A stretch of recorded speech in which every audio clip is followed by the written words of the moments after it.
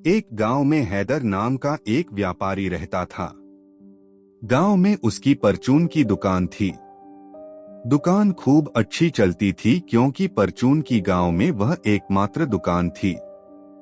हैदर की सुंदर और गुणी दो बेटियां थीं। नाम था अलीजा और सोरा। दोनों बहनों में खूब प्यार था। वे दोनों अपने पिता का खूब ख्याल रखती थीं। तरह तरह के पकवान बनाकर पिता को खिलाती थीं। माँ को भी घर के हर काम में मदद करती थीं।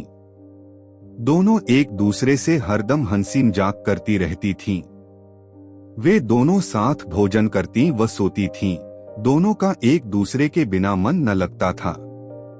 यदि एक बीमार हो जाती तो दूसरी बहुत उदास रहती और दिन रात अपनी बहन की तीमारदारी करती रहती। हैदर को कभी कभी एक बेटा न होने का दुख होता था, परंतु अपनी प्यारी बेटियों को देखकर वह सब कुछ भूल जाता था। दोनों बेटियां धीरे धीरे सयानी हो रही थीं। हैदर अपनी बेटियों की शादी जल्दी ही कर देना चाहता था। एक दिन हैदर की पत्नी ने कहा, हमारी बड़ी बेटी अलीजा विवाह योग्य हो गई है, हमें जल्दी ही उसके लिए वर तलाश करके उसका विवाह कर देना चाहिए।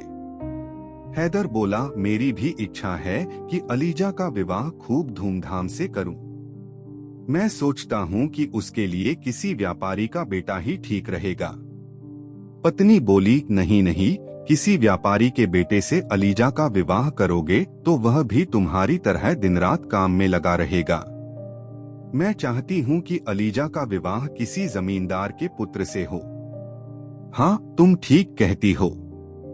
मैं पास के गांव के जमींदार को जानता हूं, पर पता नहीं उनका कोई बेटा विवाह योग्य है भी या नहीं। इसके पश्चात हैदर ने गांव के पंडित को जमींदार गेदाना के परिवार व पुत्र की जानकारी लेने के लिए पड़ोस के गांव में भेज दिया। पंडित जमींदार के घर पहुंचा तो यह जानकर बहुत खुश हुआ कि जमींदार का इकलौता पुत्र विवाह योग्य था। पंडित बहुत ज्ञानी होने के साथ साथ अनुभवी भी था। उसने तुरंत हैदर की बेटी के विवाह का प्रस्ताव जमींदार गेदाना के आगे रख दिया। साथ ही अलीजा के रूप गुण की खूब प्रशंसा की।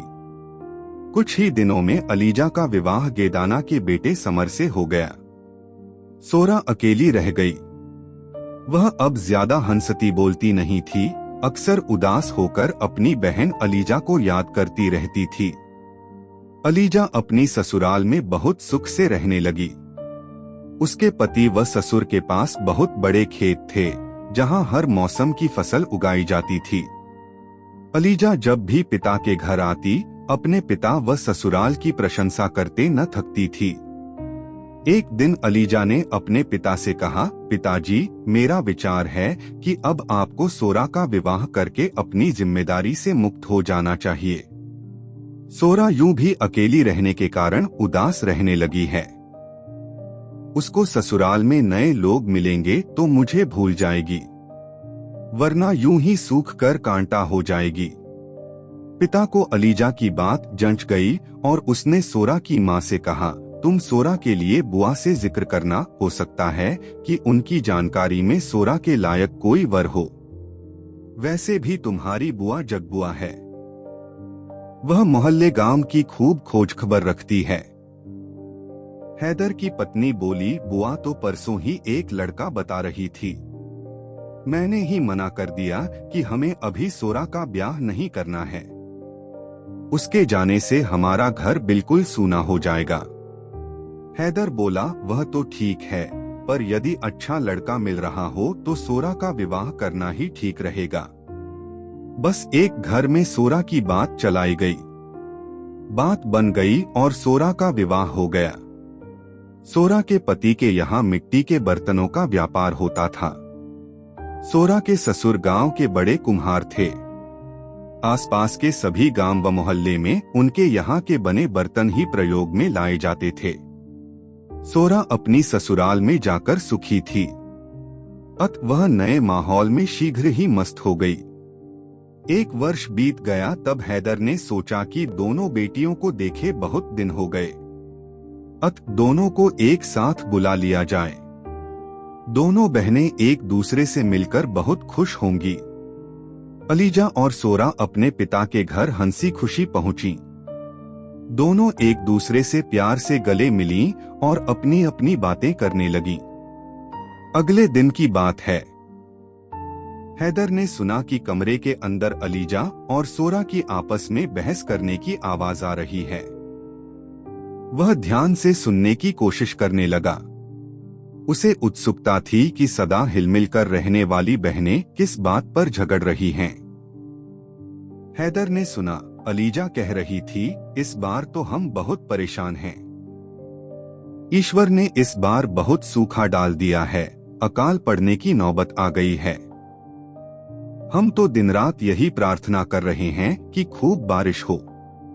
सोरा बोली, खूब बारिश की प्रार्थना क्यों करती हो?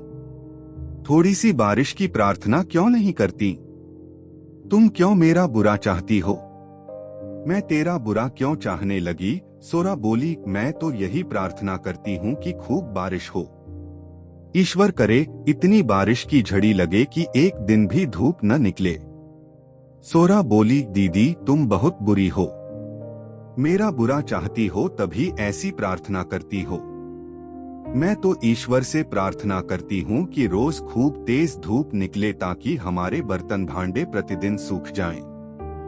एक दिन भी बारिश हो जाए तो हमारे उस दिन के बर्तन गीले रह जाते हैं, फिर अगले दिन हमारे यहाँ काम नहीं हो पाता।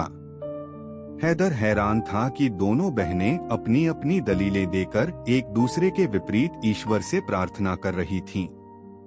वह यह देखकर दुखी हो गया कि जो बहनें एक दूसरे पर जान छिड़कती थीं, आज अपने अपने लाभ के लिए प्रार्थना कर रही थीं।